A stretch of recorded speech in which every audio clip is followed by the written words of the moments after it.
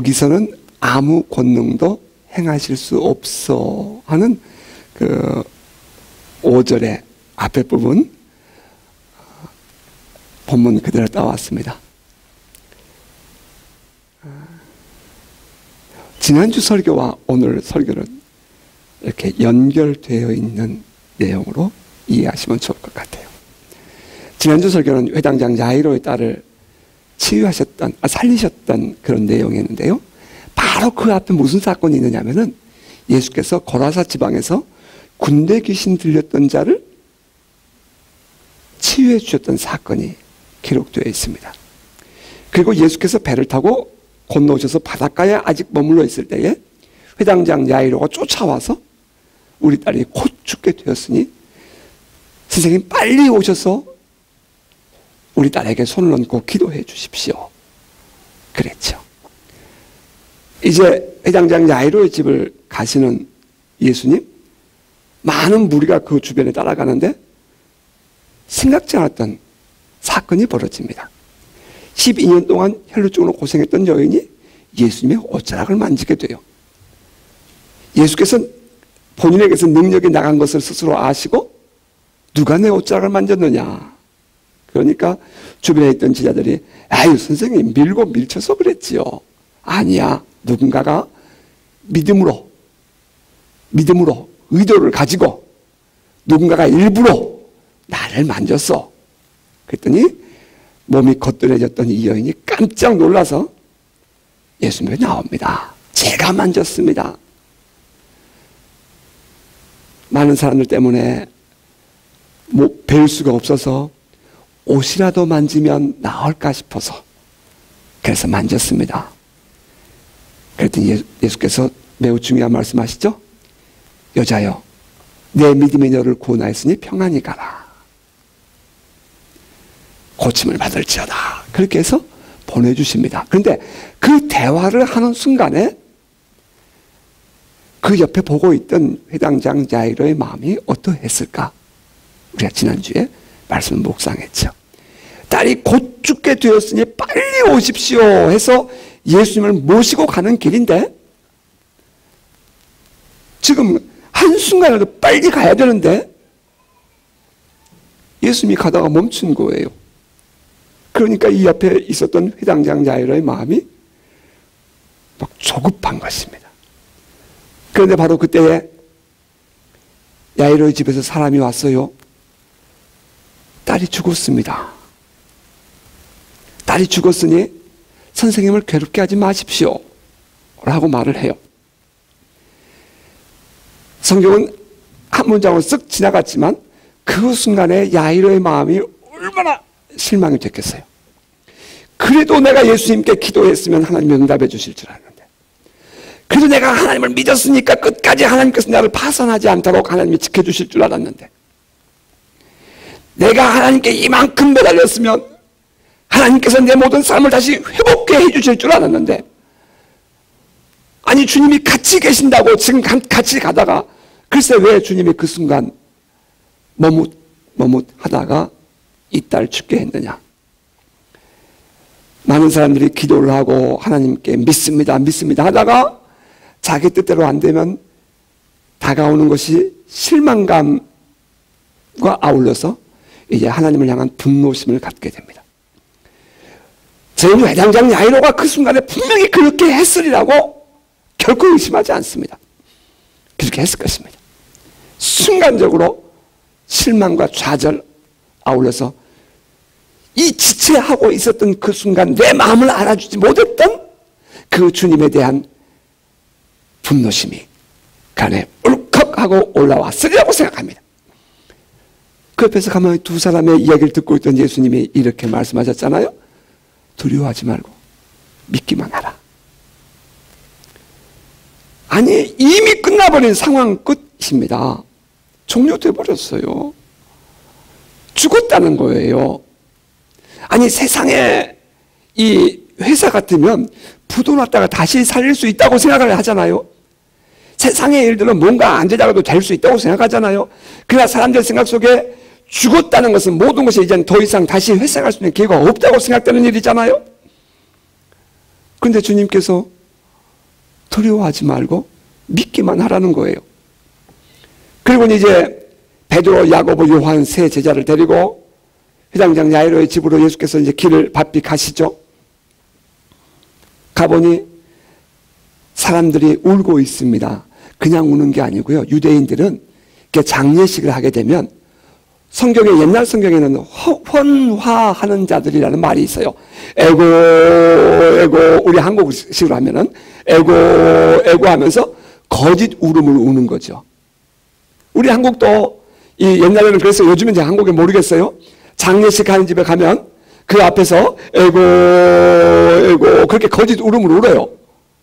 우는 사람들이 있으니까 이 유대인들의 풍습에는 장례식을 만나면 그와 같이 대신 울어주는 사람을 불러서 그렇게 한다는 것입니다. 예수께서 가보니 이미 야이로의 딸은 죽었고 사람들이 다 이제는 실망감에 빠져서 그렇게 울고 있는 거예요. 예수께서 그들을 내보냅니다. 그리고 예수께서 야이로와 그 부부, 그 예수님의 세 제자 데리고 방에 들어가서 다 죽어버리고 끝나버린, 호흡이 멈춰버린 그 소녀를 향해서 달리다굼 했죠. 그랬더니 소녀가 일어나는 것입니다. 달리다굼이라는 것은 내가 너에게 이르노니. 그 내가 누구예요? 그 매우 중요한 의미가 있어요. 내가 누구예요? 내가 너에게 말하노니. 누가 누구에게 말하는 거예요? 예수께서, 전능하신 예수께서, 하나님의 아들이신 예수께서, 아니 메시아이신 예수께서. 우리는 거기다 수많은 단어들을 넣을 수 있어요. 하지만 바로 전까지도 놀라운 기적의 주인공이었던 바로 그 예수께서, 그 기적을 일으키셨던 바로 그 예수께서, 모든 것을 아실 수 있는 바로 그분께서 죽어 있는 시신을 향해서 달리다굼, 내가 너에게 말하노니 소녀야 일어나라. 그랬더니 소녀가 벌떡 일어나는 겁니다. 그리고 일어나서 걷는 거예요. 그걸 본 사람들이 모두가 깜짝 놀라죠. 어떻게 이런 일이? 어떻게 이런 일이? 그러자 예수께서 그 부모에게 사람들에게 아직 말하지 마. 그렇게 하고 떠나십니다. 우리는 이것을 쭉 평면적으로 이건 시간적인 사건의 전개라고 이해할 수 있어요. 하지만 우리 그리스도인에게 세상에 우연이 어디 있습니까? 우리가 만나는 것이 어떻게 세상의 우연이에요? 우리가 대화하는 이 대화들이 말이에요. 세상에 우연이 어디 있어요? 그냥 지나가는 말들, 여러분 그 말이 우연히 들려집니까? 아니에요. 다 우리는 그 속에 하나님의 섭리가 있음을 믿어요. 예수께서 지금 회당장 야이로의 집으로 가고 계시는 거예요. 그런데 느닷없이 그 많은 사람들 속에서 누군가가 와서 옷자락을 만졌어요. 그리고 그 몸이 거뜬해졌어요. 성경에 보면 그 여인은 어떤 여인이었냐면 12년 동안 하혈을 해서 온 몸은 창백해졌고 많은 의사들에게 모든 재산을 다 팔아서 의사들에게 갔지만 애를 쓰는 만큼 더 수렁에 빠지신 몸은 약해져 갔어요. 그러니까 모든 것이 더 잘 돼야 되는데 기대치에 반해서 갈수록 더 몸은 힘이 약해졌어요. 죽을 지경까지 간 여인인 거예요. 그런데 그 여인이 가는 길에 회당장이 보는 옆에서 지나가다가 고쳐지는 것을 봅니다. 그럼 이 사건은 그냥 우연히 일어난 사건이 아니라 지금 이 사건을 통해서 섭리가 들어있다는 거예요. 누구를 위한? 야이로를 위한. 딸이 지금 곧 죽게 되어서 급하게 와서 성경은 그가 예수 앞에 무릎을 꿇고 오라고 했거든요. 지금 예수님이 어디 계신다고요? 바닷가에 있었어요. 많은 사람들이 다 모여 있는 거예요. 그런데 그곳에 회당장이라고 했어요. 리더십이란 말이에요. 그 리더십이 와서 무릎을 꿇고 예수님께 간구하는 거예요. 와 주시라고 초청을 했어요. 그 정도로 다급했거든요. 이제 끝나버리는 순간이라고요. 여러분 자식 키우잖아요. 얼마나 다급했겠어요. 난 그 마음 이해할 것 같아요. 그런데 예수께서 가다가 그런 시간을 지체하니 얼마나 다급해요. 그런데 이 성경을 기록하고 있는 마가는 그냥 회당장 야이로가 그렇게 구해서 예수께서 가셨다, 예수께서 회당장 야이로의 딸을 살리셨는데 그가 12살이었더라, 그렇게 쭉 갔으면 쉬웠을 것인데 가운데다가 한 사건을 턱 삽입을 해놨다고요.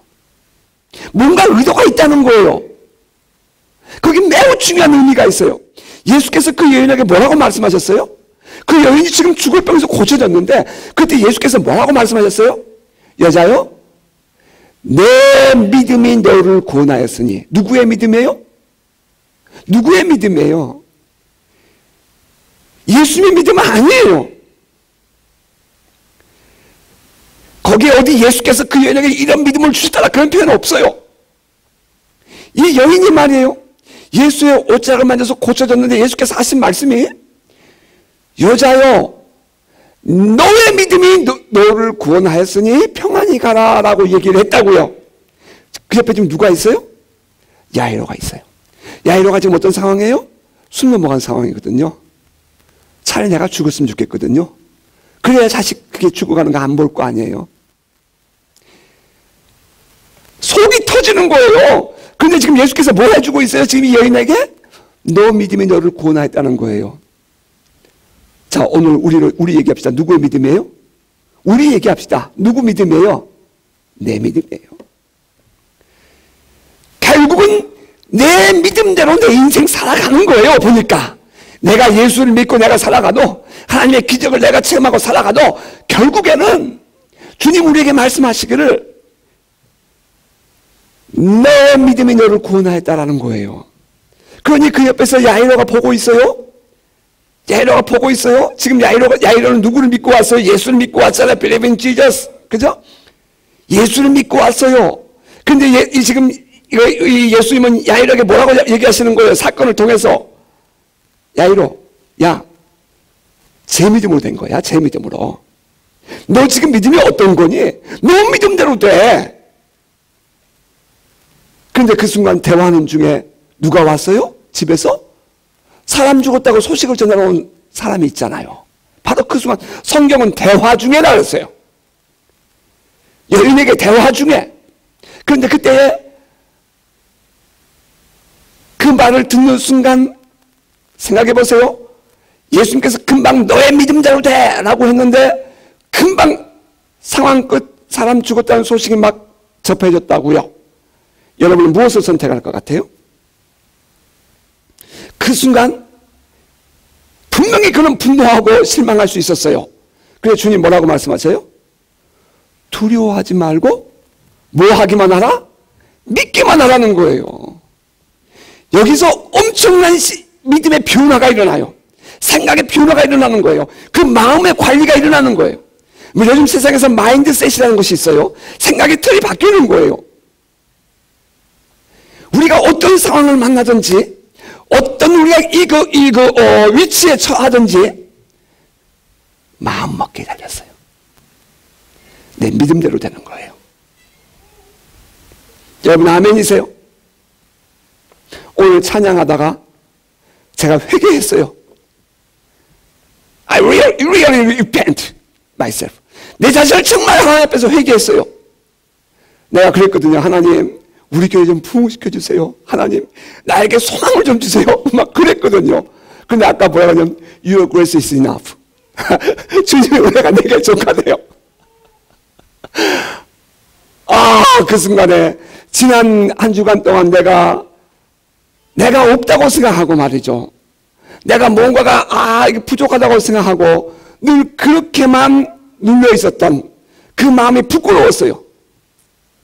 왜 그러죠? 자꾸 눈물이 많아져요? 자꾸 눈물이 많아져. 이상해요. 그냥 앉아있다가도 울컥하면 눈물이 자꾸 나오려고 그래요. 그래서 제가 요즘에 나이가 이상해. 자꾸 눈물이 나오려고 그래. 이게 나이가 들어가서 그런가 봐. 라고 말을 했지만 그 어딘가에 내 마음 안쪽에 뭔가가 이렇게 좀 우울한 것이 있는 게지요. 뭔가가 채워지지 않는 것이 있다는 말이에요. 그런데 오늘 찬양하다 보니까 Your grace is enough. 당신의 은혜가 내게 족하네요. 그래서 주님, 맞아요. 내게 있는 주님의 은혜가 족한데, 다시 말하면 실제로 비교해보면 모르겠어요. 30%가 되려는지 뭐 90%가 되려는지. 그러나 내가 바라보고 있었던 것은 이 부족한 부분을 바라보니까 받은 은혜와 감사하는 것들이, 믿음의 역사들이 보이지가 않고 보이는 세상적인 것, 눈앞에 잡히는 것, 그런 것만 생각을 하고 붙잡혀 있었더라고요. 회개했죠, 찬양하다가. 그런데 회당장 야이로에게 주님 말씀하시는 거예요. 믿기만 하라고. 두려움을 선택할 것인가? 믿음을 선택할 것인가? 그런데 주님이 바로 그 앞에 지금 누구하고 혈류증 걸린 여인과 얘기하면서 뭐라고 했다고요? 누구 믿음이에요? 여러분 대답하세요. 누구 믿음이에요? 여러분 대답하세요. 여러분 스스로가 누구 믿음이에요? 내 믿음이에요. 지금 여러분이 어떤 상황에 있는지, 내가 지금 어떤 위치에 있는지 저는 모르겠어요. 그러나 딱 한 가지 여러분에다가 말씀드릴 수 있어요. 여러분, 지금 여러분의 보는 방향은 어디입니까? 회당장 야이로가 예수 앞에서 무릎을 꿇고 예수님께 기도하는 것, 구하는 것도 믿음이었죠.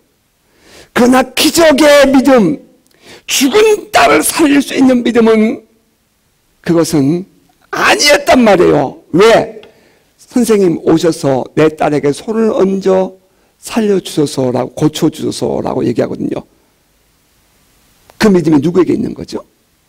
당신의 믿음으로 고쳐주세요라고 얘기하는 거거든요. 그래서 주님은 뭐라고 그래요? 가다가 너의 믿음이 너를 고친다라고 말씀하셨단 말이죠. 그러니까 이게 믿음이 급상승을 해요. 사역을 하다 보면, 이렇게 이 병든 자를 고쳐주고 가서 이렇게 이거 사역을 하다 보면 순간적으로 초자연적인 하나님의 성령의 역사가 나타나면 그런 분위기가 싹 바뀝니다. 그 찬스를 잘 알아야 돼요. 그 찬스에 그들에게 믿음이 확 살아나요. 잠자는 사람이 다 벌떡 깹니다. 바로 그 순간에 믿음의 역사가 일어나는 거예요. 그들을 주님께로 인도하는 거예요. 그들을 성령의 역사가 그들 가운데 임하도록 기름을 붓는 거예요. 그렇게 되면 엄청난 하나님의 기적이 일어나요. 뭐 수없이 그것을 경험하잖아요. 지금 예수께서 바로 그 정점에서 그런 거예요. 여자여 내 믿음이 너를 구원하였으니 평안히 가라 할 때에 곧 이어서 죽었다는 소식을 가져오는 그 소식을 듣고 예수께서 말씀하시기를 야이로야 두려워하지 말아라. 믿기만 해라. 그래 야이로 너 믿음이야. 그 말을 듣는 순간 이 야이로 안에 믿음이 확 열리고 하늘문이 열리는 거죠. 여러분 안에 그 역사가 있기를 주님은 축복합니다. 여러분 안에 그 역사가 있기를 주님은 축복합니다. 여러분 상황에 어찌하든지 두려워하는 것을 선택을 하면 일주일 내내 나처럼 울어요. 하지만 한순간 주님의 은혜가 내가 좋게요. 감사해요. 주님 여기까지 살아온 것이 은혜예요. 그 은혜가 보이기 시작하면 하늘이 열리는 겁니다. 할렐루야. 여러분의 삶에 이와 같은 은혜가 있기를 주님은 축복합니다. 예수께서 결국은 그 딸 살려서 안겨주잖아요. 아, 여기까지 매우 해피해요. 우리가 하나님의 기적을 경험하면요 정말 엄청난 이 흥분감이 와요. 아, 정말 신나요. 누워있던 환자가 벌떡 일어난다든지, 중풍병 걸린 사람이 지팡이를 들고 왔다가 지팡이를 놓고 가는 모습 봐보세요. 아, 얼마나 놀라운지 몰라요. 눈먼 자가 와서 바로 사람들 앞에서 눈을 뜨고 보고 그러면요 내 안에 이게 와 영성이 살아나는 것을 느껴요. 피곤을 모르죠.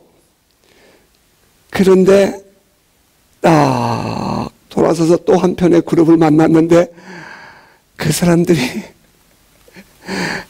이러고 있으면요 사람 지칩니다. 그거 예수께서 그 많은 무리들과 헤어져서 자기 고향으로 와야 나사렛으로 안식일을 만나요. 그곳에 가서 예수께서 가르치셨다고요.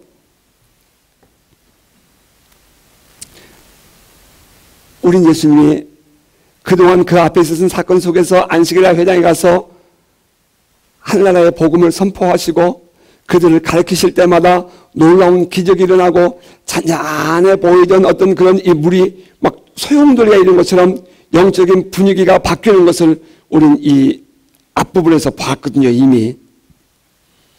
그런데 예수께서 나사렛에 있는 이 회당에 가서 복음을 전할 때도 그와 같은 역사가 일어났어요. 사람들이 다 깜짝 놀라서 바라봅니다. 예, 여기까지는 일반적이에요. 그런데 그 다음에 문제지요. 모든 사람들이 깜짝 놀라면서 이 사람이 어디서 이런 것을 얻었느냐? 이 사람이 어디서 이런 것을 얻었느냐? 이 사람이 받은 지혜와 권능이 어떻게 이런 일이 있을 수 있느냐? 저는 마리아의 아들 목수가 아니냐? 야고보와 요셉과 유다와 시몬의 형제 그가 아니냐? 그 누이들이 지금 우리와 함께 있지 않니? 그러면서 예수를 배척해 버립니다. 저는 그 말씀을 묵상하다가 야, 이 인간들 정말 야비하다 그런 생각을 했어요. 예수를 거부하는데 정말 야비한 방법으로 거부를 해요. 그들 마음에서.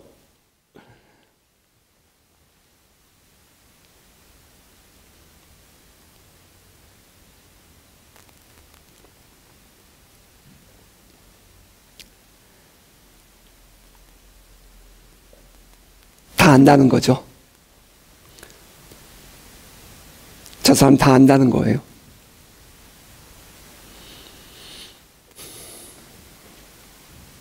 내가 저 사람 속 다 알아. 내가 저 사람 누군지 알아. 저 사람이 마리아의 아들이야. 성경은 그렇게 말했어요. 마리아의 아들 목수. 뭔 말인지 아세요? 제 사생자거든. 아버지가 누군지 몰라. 저 과거가 있어.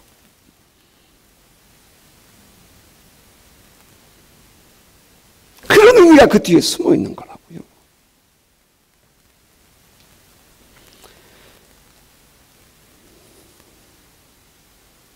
저 배달은, 아니, 배는 같은 거? 배는 같겠네. 아버지가 다르지. 야고보, 요셉, 유다, 시몬. 그 형제들이잖아. 그 정도까지만 해도 좀 낫겠어요. 근데 그 뒤에다 뭐라고 말하냐면은 제 누이들이 우리하고 살고 있잖아, 지금. 좋게 말하고 평범하게 이해하면 그냥 넘어가질 수 있는 이야기지만 부정적인 관점으로 이런 말을 할 때는 무슨 뜻인지 아세요? 아주 무시해버리는 거죠. 제 누이들이 우리와 살고 있잖아.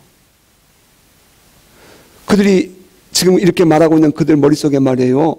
예수의 누이들이라고 하는 그 말이 존경심이 들어있다거나 어떤 그들에 대한 어떤 그런 이 좀 선한 마음 가지고 하는 말이 아니라 은근히 지금 이렇게 무시하는 감정을 가지고 이런 말을 하고 있는 것이거든요. 저는 그 말을 성경을 묵상하다가 너무 야비하다. 그냥 예수가 싫으면 싫다고 말하면 되지. 뭐 예수의 삶의 뿌리까지 얘기할까?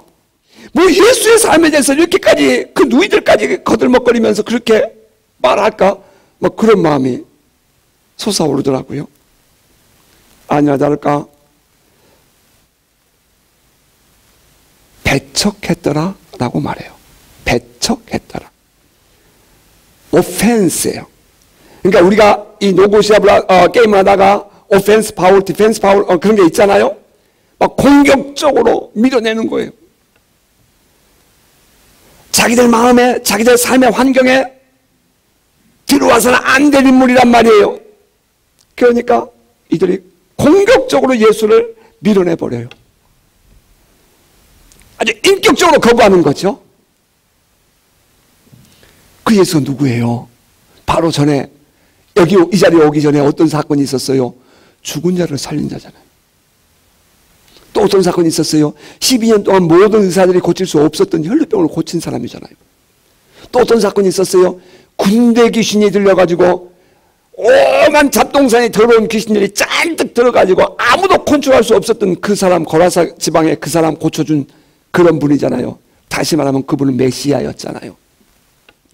그들이 그토록 기다리던 메시아잖아요. 그들이 그토록 기다려왔던 하나님의 아들이었잖아요. The Son of Man, Son of God, Son of Man, 인자. 그랬는데 그 아들이 자기들이 생각하고 자기들이 알고 있었던 그 가문에서 나왔다는 것을 도저히 받아들일 수 없거든요.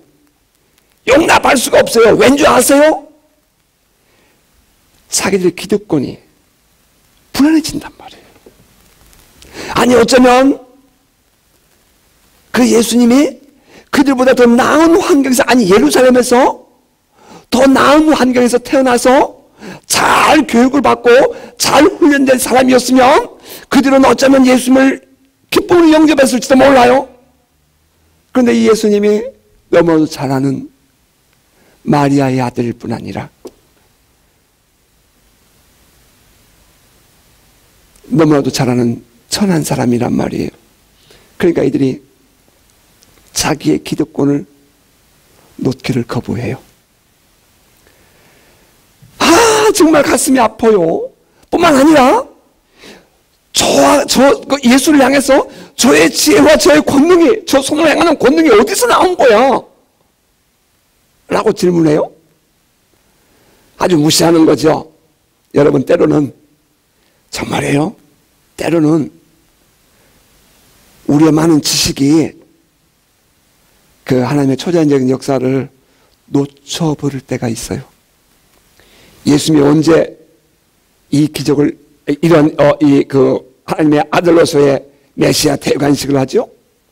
세례 요한에게 요단강에서 세례를 받고 물에서 올라오실새 성령이 비둘기같이 임하시고 하늘에서 음성이 들려 가라사대 이는 내 사랑하는 아들이요 내 기뻐하는 자라 하는 음성을 들으며 메시아 대관식을 하잖아요. 그때부터 예수는 비로소 왕으로서의 이 땅에서의 삶을 시작하잖아요. 그런데 그 예수가 누구라고요? 이들이 아는 예수거든요. 아주 시시한 예수거든요. 무시해도 될 만한 예수였다고요. 영적인 무지죠. 영적인 무지예요. 이런 사건을 그들은 관심도 없어요. 종종 우리가, 저를 포함한 우리가 실수할 수 있는 것이 뭐냐면은 바로 우월감이에요. 내가 모든 것을 다 할 수 있다. 내가 모든 것을 이해할 수 있다라고 생각하는 이 우월감. 이것이 종종 실수할 수가 있어요. 받아들이지 못하는 거예요. 뉴질랜드 부흥이라고 있었던 작년에 그 카웨라우 지역이요? 마을이에요. 7,000명 정도 모여 사는 동네예요. 교회라고 가봐야 조그매요. 정말 시골 한 구석에는 조그만 이렇게 이 허름한 커뮤니티 센터 같이 보여요. 그 조그만 마을 동네에서, 그 조그만 곳에서 뉴질랜드 부흥이 일어났다고 뉴질랜드에 있는 사역자들이 그렇게 말을 했어요. 누가 그곳에 그러한 일이 일어날 것이라고 생각을 하겠어요?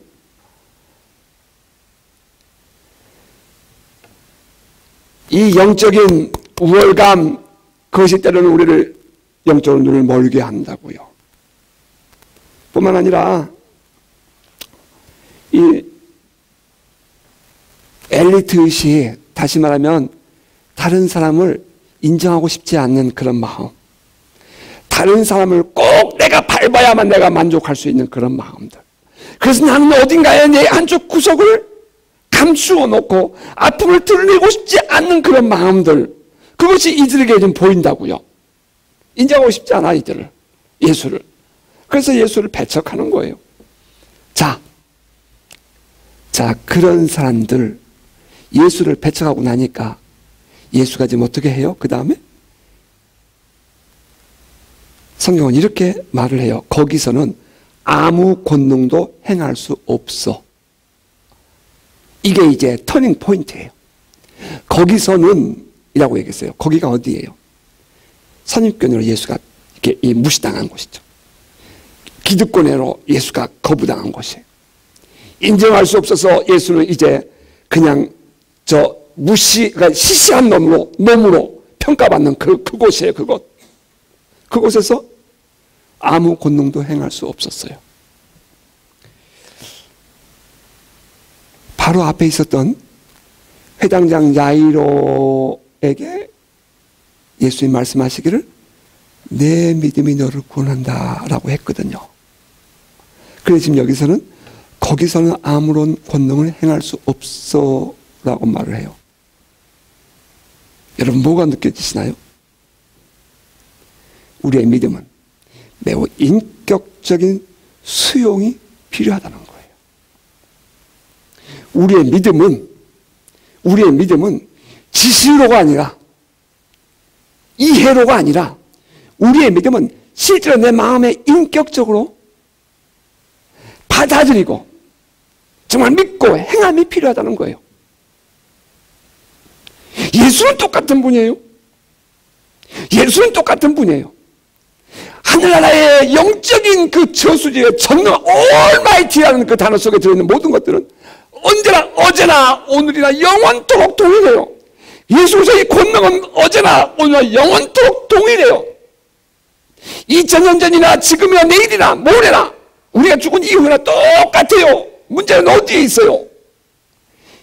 인격적으로 예수를 정말 내가 나의 삶에서 인정하고 받아들이고 믿느냐 이 말이에요.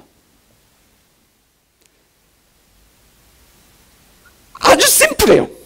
아주 심플해요. 여러분 정말 예수를 믿으십니까? 지금 여러분 상황이 어떤지 모르겠어요. 정말 예수님이 믿어지십니까? 정말 그분 믿으세요? 그분이 정말 살아계셔서 지금도 역사하고 계신다는 걸 믿으세요?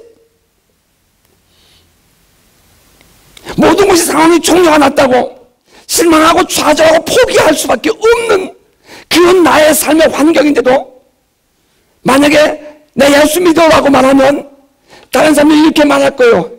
잘났어. 네가 잘 믿어. 그런 예수 네가 잘 믿어. 그럴 거라고요. 그런데 세상이 뭐라고 말하든 예수님은 이렇게 말씀하셔요. 여러분 답하세요. 누구의 믿음대로? 누구의 믿음대로? 두려워한다면 두려움도 나의 믿음이요. 의심한다면 의심도 나의 믿음이요. 내가 분노하고 화를 낸다면 그것도 나의 믿음이라고요. 믿음대로 되는 거예요. 아, 나 못 살겠어. 헤어지고 싶어. 그것도 믿음이라면 그렇게 간다니까요. 나 불안해. 도저히 안 될 것 같아. 보이는 게 없어. 그것도 믿음이라면 그렇게 가는 거예요. 아니요.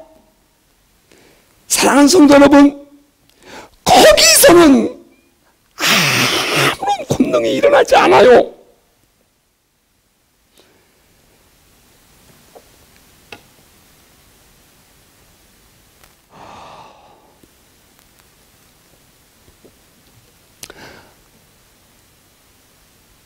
믿음의 역사가, 믿음의 변화가, 트랜스포메이션 변화가 일어나기를 주님으로 축복합니다.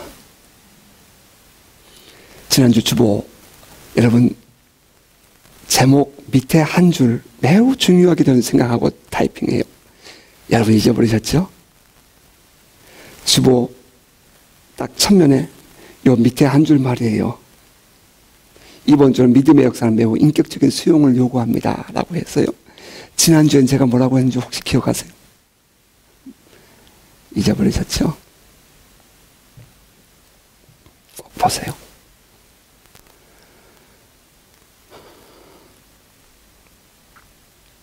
여러분 우리 안에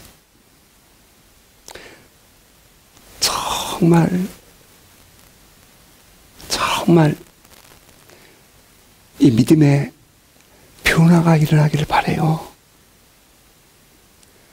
어차피 우리의 삶은 믿음대로 됐거든요.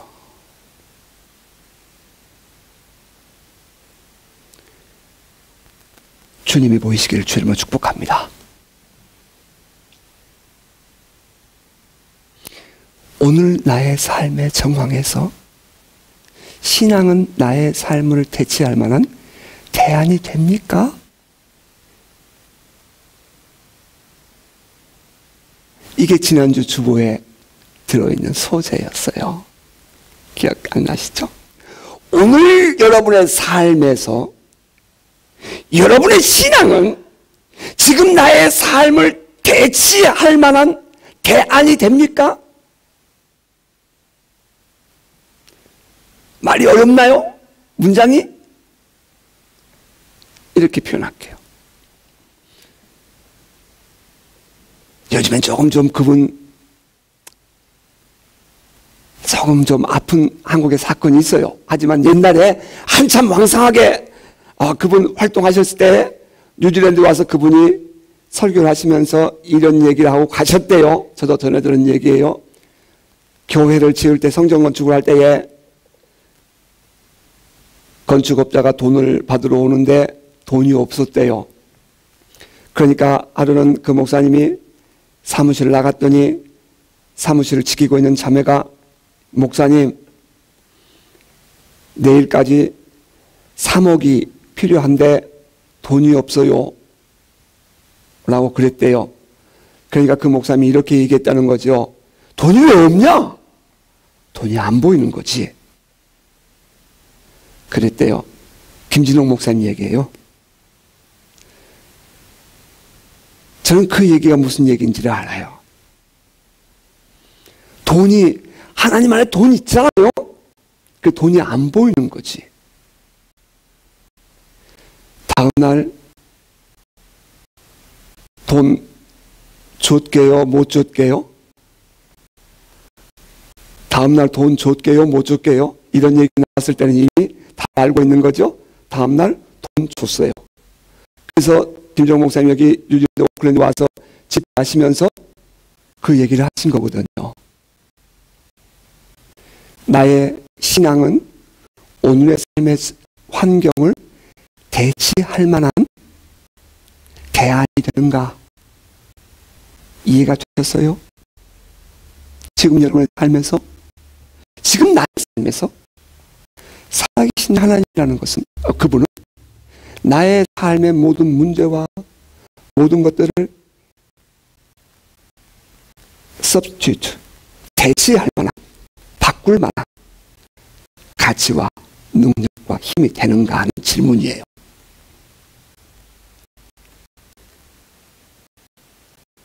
동의하시나요? 그만한 가치가 있는 분이잖아요.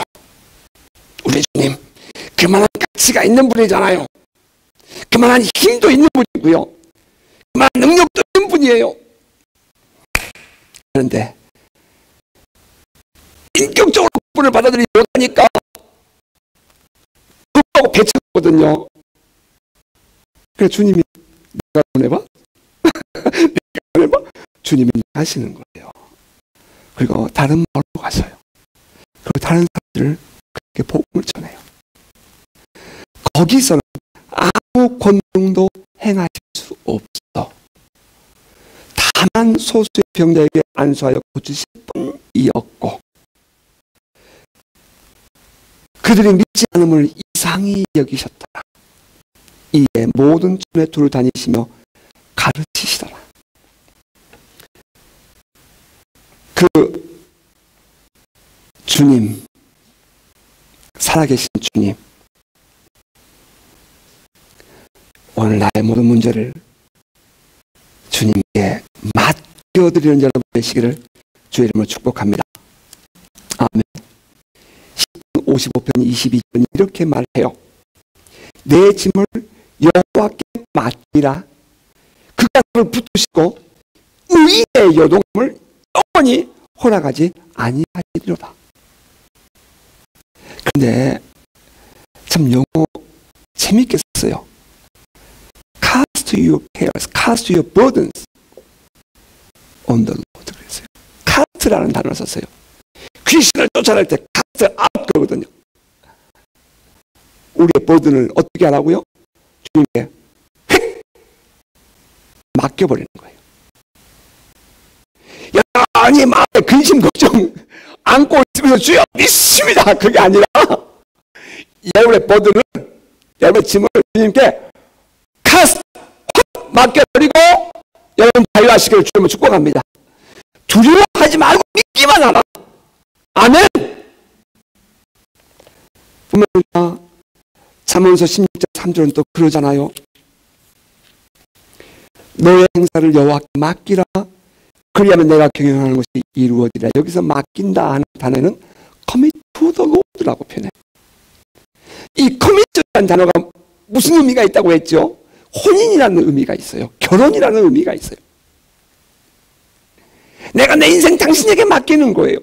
내가 열심히 돈을 벌면 이건 내 돈 버는 것은 내 거니까 내 어카운트고 당신이 번 것은 당신의 어카운트가 당신 거고 이런 것이 아니라고요. 결혼이라는 것은 내 어카운트가 당신 거고 당신 어카운트가 내 것인 거예요. 같이 함께 어울려 사는 거예요. 그게 커미션이에요. 쉐어하는 거라고요. 이게 바로 인티미스예요.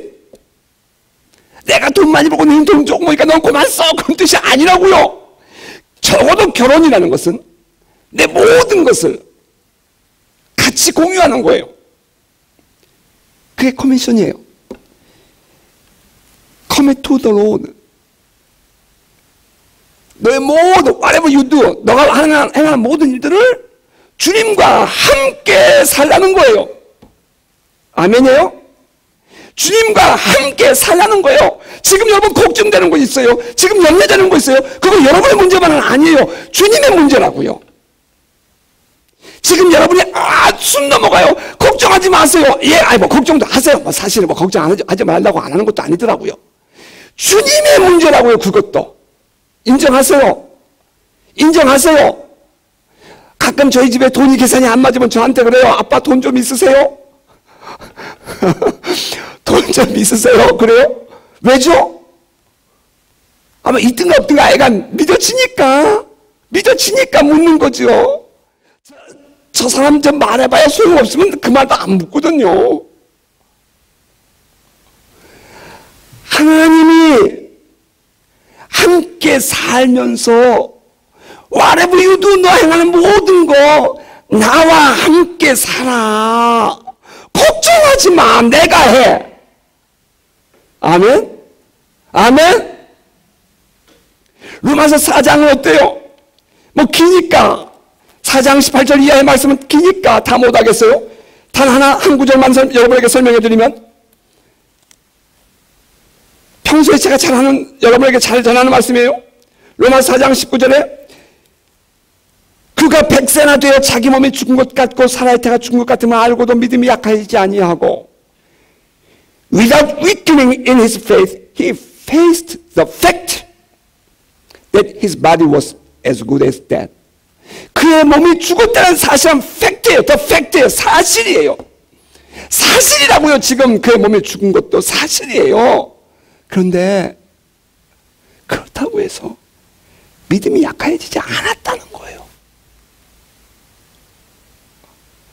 여러분, 우리 안에 이 믿음이 있기를 주님을 축복합니다. 아멘. 우리 안에 이 믿음이 있기를 주님을 축복합니다. 아브라함이 그 순간 그 팩트 사실을 보고도 믿음이 약해지지 않을 수 있었던 것은 방법이 있어요? 하나님의 약속을 믿었기 때문이에요. 여러분이 그 믿음을 지킬 수 있는 방법이에요. 보이는 현실, 지금 안 되는 현실 바라보면 날 죽은 거지만 주님 바라보고 주님의 약속의 말씀 바라보고 주님께서 주신 바로 그분을 바라볼 때에 우리 믿음은 계속 갈 수 있어요. 돈이 없는 것을 바라보지 않고 돈을 가지신 그분을 본 거예요. 여러분, 말씀 드릴게요.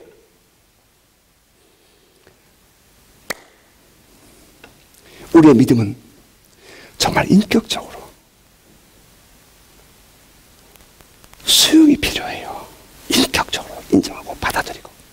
그리고 그 믿음이 나의 삶을 대체할 만큼 돼야 돼요. 때로는 그 믿음이 약해져서 실망이 오고, 때로는 그 믿음이 약해져서 불안이 오고, 때로는 그 믿음이 약해져서 내가 분노가 생기기도 하고. 그때 여러분 올 수 있는 일들이에요. 그런 감정은, 그건 무색무취한 거예요. 감정은 올 수 있어요. 생길 수 있어요. 싸울 수 있어요. 있을 수 있어요. 문제는 그것을 어떻게 컨트롤하느냐 하는 거예요. 믿음을 선택하시길 주님으로 축복합니다. 믿음으로 사십시다. 아멘. 믿음으로 사십시다. 누구 믿음대로? 답하세요. 빨리 이제 찬양하게요. 누구 믿음대로? 내 믿음대로. 아멘.